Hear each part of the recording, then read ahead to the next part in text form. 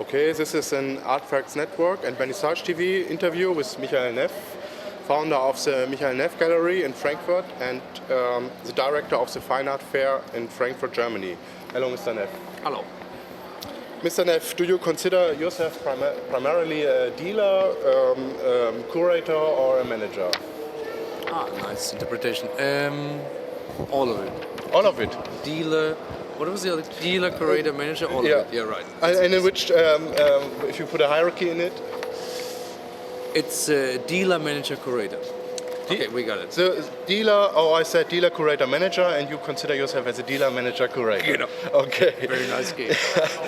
Artworks.net, Frankfurt is not seen as an art hotspot. Why did you locate your gallery here in Frankfurt? Because I was learning in gallery, I was working for different galleries and different corporate collections in Frankfurt. Yeah. That's why I stayed with my gallery, with the whole management, and with my whole business in Frankfurt, because it was easier for me. Yeah. So you are a Frankfurter? Do you consider yourself? I'm coming from Heidelberg. From Heidelberg. Mm-hmm. So you come here for learning and then stayed here since? No, I was coming here because Martin Kippenberger sent me to Frankfurt. Yeah. Because he said you have to work at Bärbel Greslin's gallery in Frankfurt. Yeah. If you want to join my work, and this is how everything started. Yeah. In '92, I think. Yeah. 92. Mm-hmm. You run an international, very successful gallery, which shows at the most important fairs like ARCO, Art Basel, and Friese Art Fair. Mm-hmm. How did it come that you become a fair director by yourself? The fair management called me 2 years ago, just by occasion, saying, "Hey, what would you do if you would lead an art fair?" Normal questions, weird questions, but very general questions. And after 3 sentences, I said, "Okay, if it's going about Frankfurt, I would prefer to close down the fair in these days." And they said, "Okay, that's interesting. Why?" And I said, "Because of the bad situation, because of the bad level of the fair and everything." That's how the conversation started. But do you have any clue why did they call you? Did they call other people as well? They called me because of a tip from somebody else, from the Frankfurt museum scene, and they said they were asking for help with this man, and he said, "Okay, if you need really a radical and hard help, you have to call Michael Neff." This was supposed to be a speech from this guy. I have no idea if this was the original one, but this was the way it was. And so they have been aware that you are radical before they called you. Yeah. And so they were open-minded. They were open-minded. They were hopefully a little bit afraid. And last year, not really shocked, but very surprised.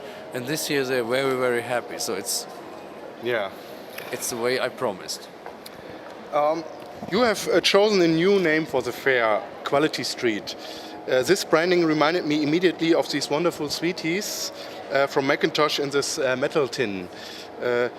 As far as I'm aware, there are numerous associations. What was yours? Mine was to have a branding that the fair is not called Quality Street. It's Quality Street. It's just this show, this fair. Next year it's going to be a different title, and last year it had a different title. And it was really about the branding. I wanted to have a branding. Everybody knew, hey, Quality Street. Yeah, there was something about this tiny box and everything.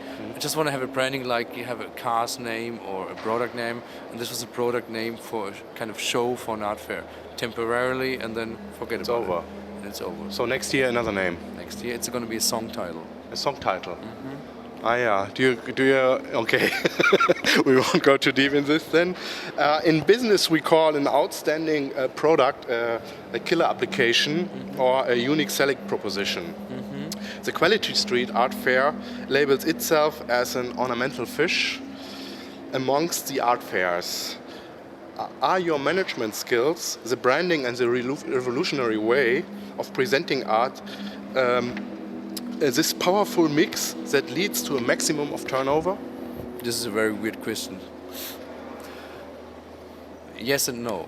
Yes and no. Yeah, because it's all about it, and it's not something you can do in general. It's very hard work, and it's a very hard way to go through it. And it's not about management. It's a combination of all these different ways, this different direction, which makes it possible to have this kind of fair realized.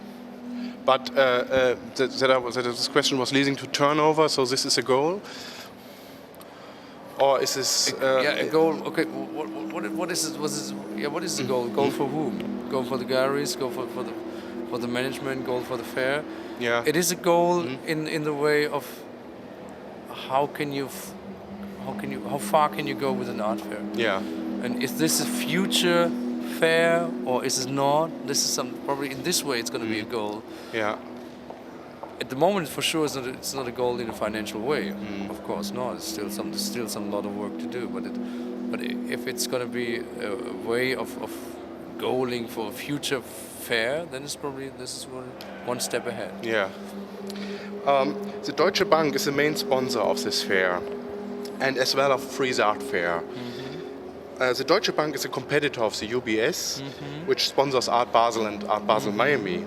How do you see your role in this game? Are you and Samuel Keller and or Matthew Slotover the assistants for the attention hunting policy of the major banks? We're working to become the directors of each bank. No, it's such a pretty easy and very comfortable sponsorship as you wish to have any kind of sponsorship. It's very easy, very professional. It's nobody really looks on the money. It's a very clear situation, very transparent. So it's not a big deal about that's everybody wish to have a kind of sponsor like Deutsche Bank for such a kind of project. Yeah. It's very easy. So that's why I have no idea how it's working with the UBS. I can imagine it's going to be similar the same way, but finally there are no complaints and nothing. It's very easy and you're not for sure and obvious not the assistant of the Deutsche Bank. Yeah, it's not that you feel that it's a kind of game for attention or so between these the big players and no, UBS and no, so on? of course not. No, this is just by occasion. Not a way. No. It's just to have a position. The Deutsche Bank collection is about 25 years old right now. And they're looking for future ways, and sponsoring is one of their ways. Changing the collection is one of their ways. The Guggenheim Corporation is one of their ways. So it's just a part of it. Okay. So and the UBS has this kind of art banking in their company, and they're really located on the Art Fair Basel. Yeah. And that's something very traditional, and this makes sense. And I don't think that you can even compare these two kind of sponsorships. It's a different way on both sides. With different aims. Okay. With different results, probably. Yeah. Yesterday, during the opening, I was overwhelmed by this open concept. Visitors, artists, and gallery personnel were freely floating between the works of art. It was an open world without boundaries like walls. A relaxed atmosphere in between wonderful installations. It was like being part of something that will evolve elsewhere. Do you think that your concept of a boundary-free, curated art show where you can actually buy works of art will succeed? For this year and this way, yes. Next year is going to be a totally different thing. Totally different thing. Sure. So this is history already? This is history already. Right. This is already done. Yeah. And do you think that this kind of concept will evolve in the fair and biennial scene? When you look at the Aperto looks in Venice Biennial. The Aperto show always looks a little bit like my fair itself. For sure, it's not going to be the fair situation and the arts situation are changing so fast that I don't think that I made a radical step in the way in a long row of different steps, but for sure I'm not so fashionable in this way that everything is turning over right now because of my fair. I don't think so, because next year my fair looks totally different. Yeah. And probably with tons of booze. So the opposite again, something. Yeah, sure. A contradiction. Again, you're always starting at the point zero, always again and again and again. Yeah. Okay, dear Mr. Neff, thank you very much for this interview. Sure. Welcome.